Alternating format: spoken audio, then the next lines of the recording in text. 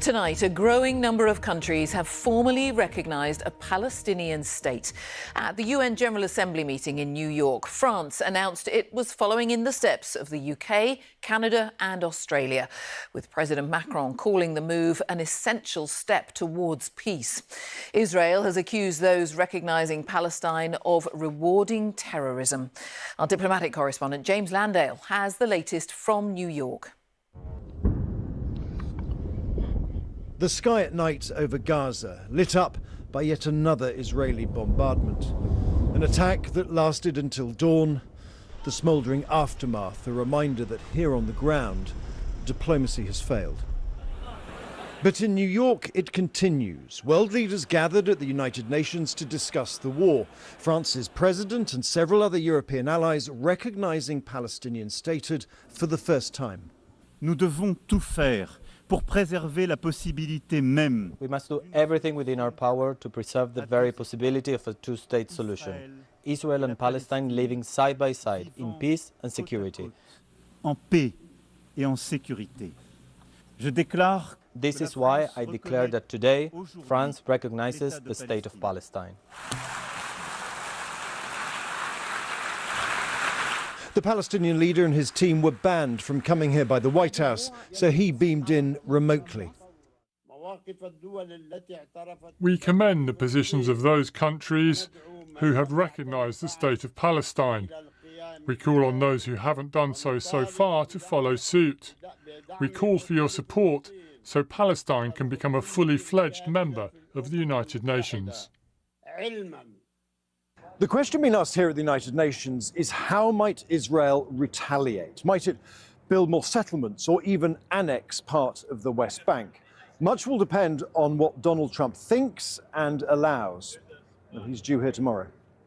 Israel is certainly furious. They boycotted the conference and their ambassador said recognition was a charade that left their hostages in Gaza abandoned.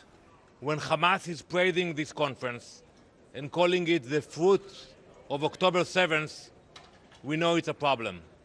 If a terrorist organization is supporting what's happening here, it's shameful.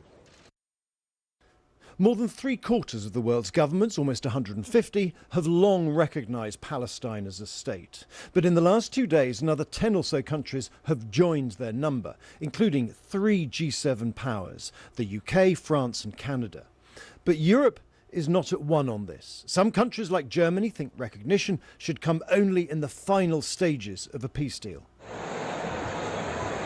And in Italy, tens of thousands demonstrated across the country against Israel's war in Gaza and their government's refusal to recognise Palestine. In London, though, that same flag was being raised at the Palestinian diplomatic mission, soon to be its embassy, a sign, they hope, that the wind of international opinion is turning in their favour. And James is in New York tonight. How important are these moves, James, given that the US won't recognise a Palestinian state? Well, Jane, you're right. Declarations, announcements at the UN are not going to change the immediate daily reality for people on the ground in Gaza or the West Bank. But I think what President Macron and the other leaders want to do is to build momentum behind two things. One, just this idea that the prospect of a Palestinian state should not be allowed to die, but also in their view that Israel is increasingly isolated on the international stage. Now, you're right, everything depends on what the Americans think about this. We know the US diplomats boycotted today's conference. They didn't turn up. We know that Donald Trump opposes recognition. But no one knows how far he will go in allowing Israel to retaliate, because if Israel goes too far, if Israel, for example, starts annexing formally parts of the West Bank, they may disrupt their relationship with their Gulf allies. And the Abraham Accords, that deal that normalized relations between some Arab countries and Israel, is seen by Donald Trump as a key legacy of his first presidency.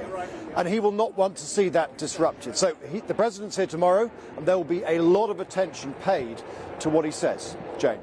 James, thank you. James Landale in New York.